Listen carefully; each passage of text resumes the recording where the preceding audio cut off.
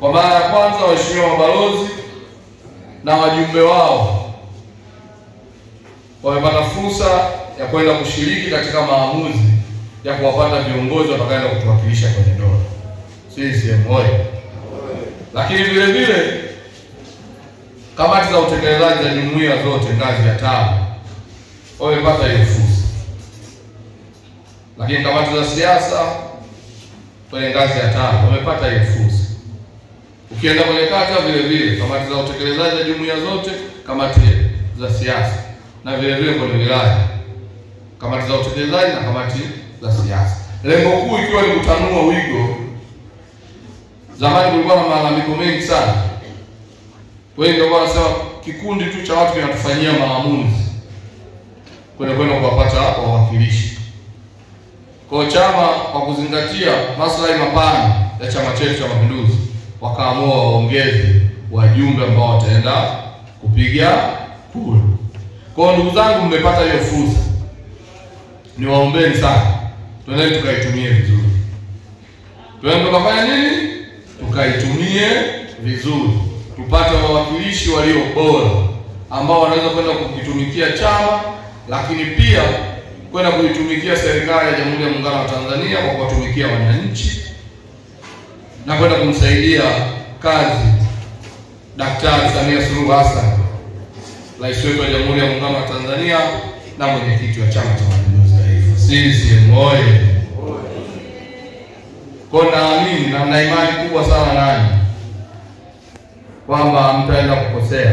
Tutatuchagulia viongozi waliokuwa bora ambao mnaona wanawafaa na wanaweza wakabeba ajenda zenu kwenda nazo maeneo husika ambayo wanatakiwa kuwasemea kwa ajili ya kuwaletea maendeleo. CCM oyee!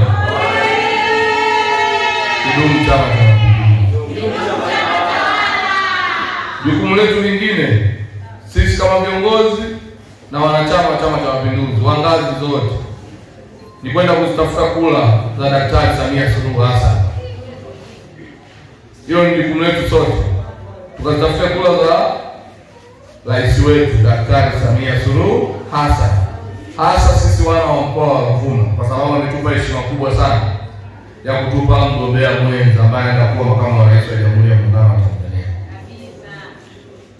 Kipindi cha Magufuli akati ameteuliwa na Chama cha Mapinduzi kuwa mgombea wa nafasi ya urais, na yeye alimteua Daktari Samia Suluhu Hassan kuwa mgombea mwenza. Na katika mkoa ambao anatokea Mama Samia ndio mkoa ambao uliongoza kwa kura za nafasi ya urais kwa nchi nzima. Sasa na sisi tumepewa jukumu hilo kwamba tunatakiwa tukapate kura nyingi kuliko mikoa yote ya Tanzania, kwa kuwa tumepata heshima kubwa ya kupata mgombea mwenza, katibu mkuu, lakini anaenda kuwa makamu wa rais wa Jamhuri ya Muungano wa Tanzania. CCM oyee!